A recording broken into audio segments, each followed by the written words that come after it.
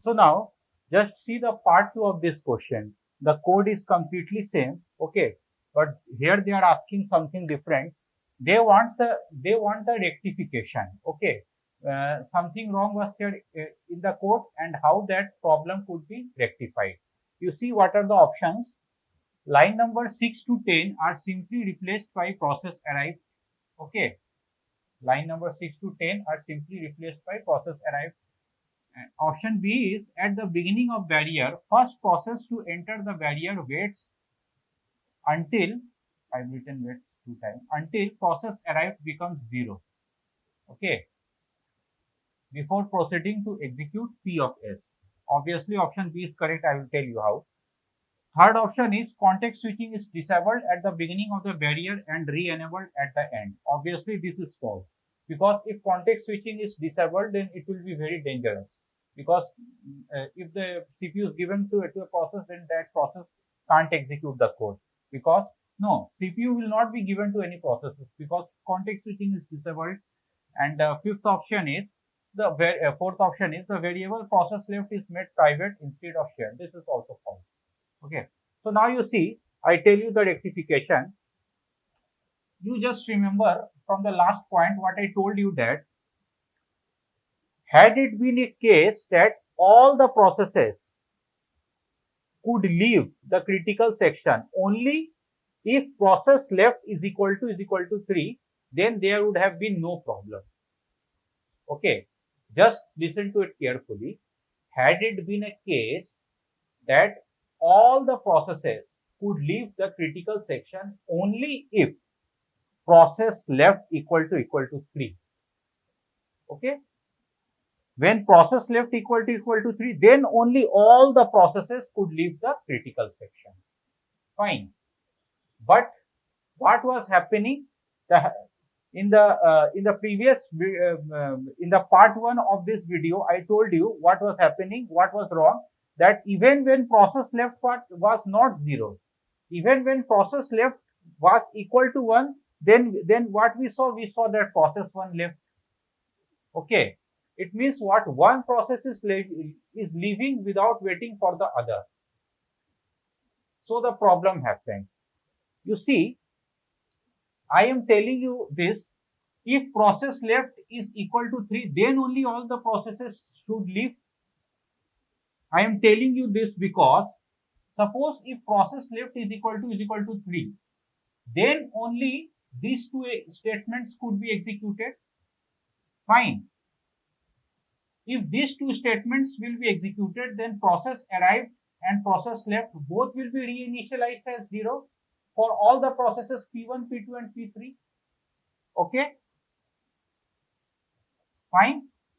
Then after that, when all the processes suppose came out of the critical section together after executing all these lines, it means what, the code should be written in such a way that all the processes should leave the critical section only if process left is equal to 3. Fine. So suppose you see process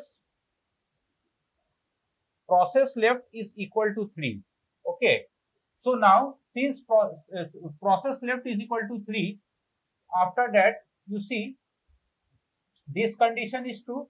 So if this condition is not true, then the code would be written in such a way that the code could have been written in such a way that if this condition is not true, then all the three processes P1, P2 and P3 had to wait for this condition to become true. Okay, just like that, I tell you how. You see, all the processes have entered the critical section. Okay, suppose. And now after that, suppose the processes wants to enter the critical section. So suppose P1, P2 and P3 are here. And P1 wants to leave the critical section, then P1 will execute this line, process left plus plus. So process left will become 1. Fine. So process left has become 1. So if this condition is true, if process left equal to 3, no. If this condition is not true, then process P1 should wait. Process P1 should not directly execute this line and come out from the critical section. That's what I am telling. Okay. Suppose the code is written in such a way that if this condition is not true, then here process P1 is waiting. Okay, process P1 can't access directly this line. Fine. So now process P1 is waiting for this condition to be true. So now suppose process P2 also wants to leave. So process P2 will execute this line, process left plus plus. So process left will become 2. So process P2 is here. So this condition is again checked. Process left is 2. 2 is equal to 3. No, false. So now since this condition is false, then P1 and P2 will have to wait for process P3. Okay. So now process P3 wants to leave. So process P3 will execute this line, process left. So process left will become 3. So all the processes are here. So here you see process left is 3. Fine. And since now all the processes are there, so that's what I am telling. Now the process can leave. So how the process can leave? After executing all these lines. Okay. Let's see how. Process left is equal to 3, 3 is equal to 3, it's a correct condition. Then now all the P1, P2 and P3, okay, will execute this line and this line, fine. And now after executing this line and this line, all process P1, P2 and P3 will come here, P1, P2 and P3, fine. And after executing this line, obviously process arrived and process left will be reinitialized as 0. So process left is again reinitialized as 0 and process arrived is also reinitialized as 0.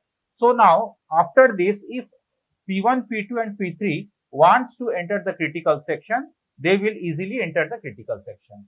How? Because if process P1, suppose process P1 tries first, then definitely it will make process arrived as 1, fine.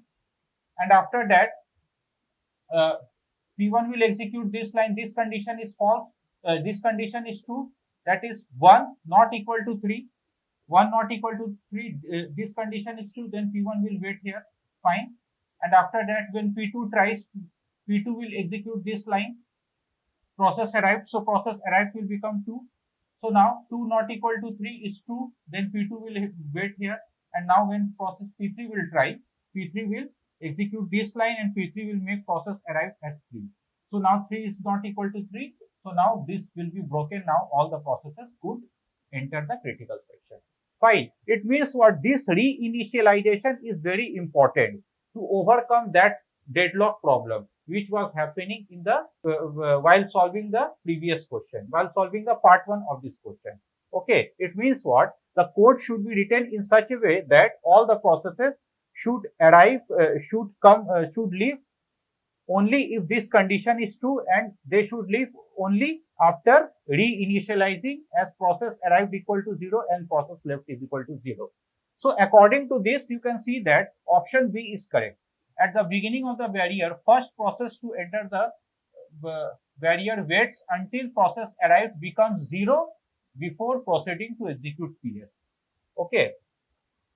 A process could only execute these codes only if process arrived is 0. Fine. So option B is the correct option. Okay. So that's all about this question. So I hope you got it. Okay. Thank you.